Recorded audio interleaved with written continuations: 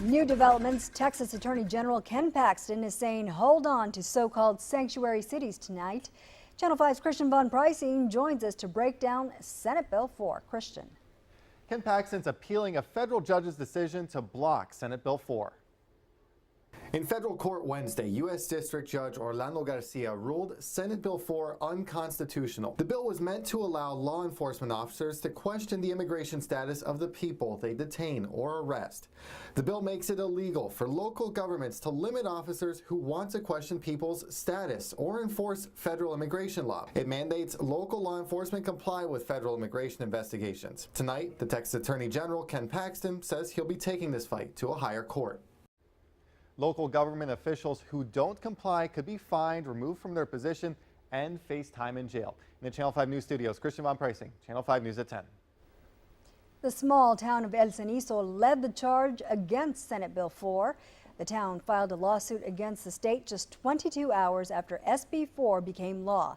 The city has an ordinance preventing city officials from questioning the immigration status of its residents, making it a sanctuary city according to the law. In the days leading up to the federal court decision, some residents refused to back down. Others worried the consequences of fighting the law will come at a price. Tonight, we go to the center of the controversy. Channel 5's Ryan Nelson takes us to El Cenizo in this special report, Sanctuary Taking on the State. Welcome to El Cenizo, an American city with an inseparable Mexican identity. It sits a half-hour south of Laredo, where the United States meets the Rio Grande. El Cenizo is a self-proclaimed safe haven for those who enter the country illegally. Others call it a sanctuary city. Sanctuary? Yes, I think so.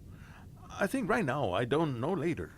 Naum Gallegos crossed the border into the United States with the help of a human smuggler in 1995. We came over here because of the same thing, to have a better future in this country.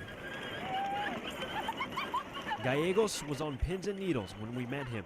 He watched his youngest son play in a child-sized ATV powered by the neighborhood children.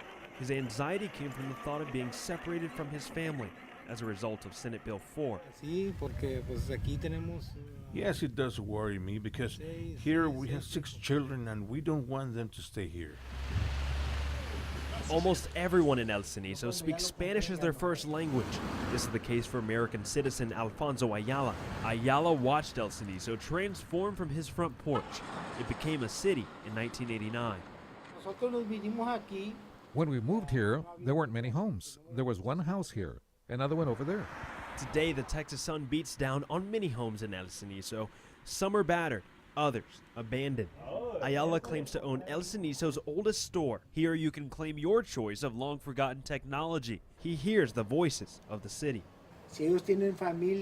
If they have families that have documentation, they're signing papers for them saying, if they catch me, you are the owner of this house, as if though they were the owners. So you can sell it or whatever, whenever I'm caught. Just send me the money or something. Many are doing that for their children, just in case they get caught. These families are the reason El Cenizo is battling the state. 34-year-old Mayor Raul Reyes is their leader. He feels pressure to represent men like Ayala and Gallegos. There are millions of U.S. citizens that live across the state of Texas, across our country, that don't speak English.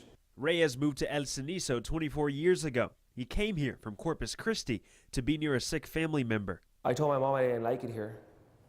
And I asked her, what are we doing here? Reyes didn't plan on becoming mayor of the city.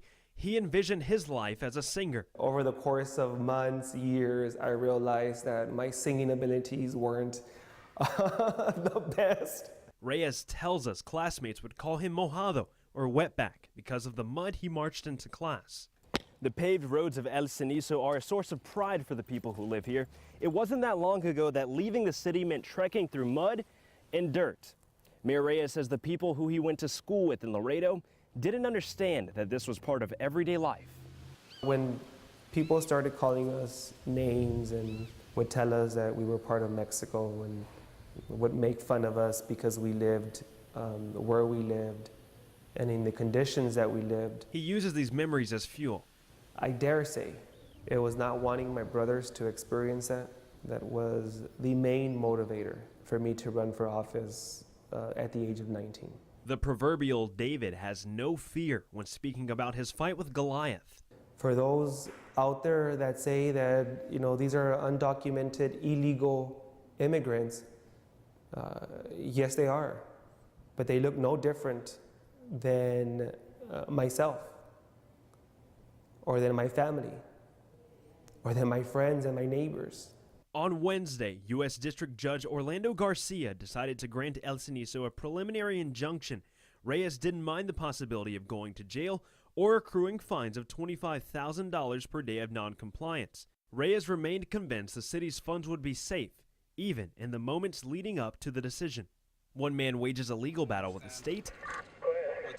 Another approaches a crossroads. I was just extremely worried. I'd go home and I'm like, what should I do? You know, should I, give up my position here as the chief of police? El Cenizo Police Chief Edgar Garcia dons nearly $2,000 worth of crime-fighting gear. Garcia bought the gear himself. El Cenizo has a volunteer police department. He still has an important decision to make. He can be penalized financially, or you can face time in jail. Well, honestly, that's what I don't want. I really don't want that. I'm trying to do a good thing here. For me to, get in trouble for that, I don't think that's right. Garcia is asking himself if he's willing to face the consequences.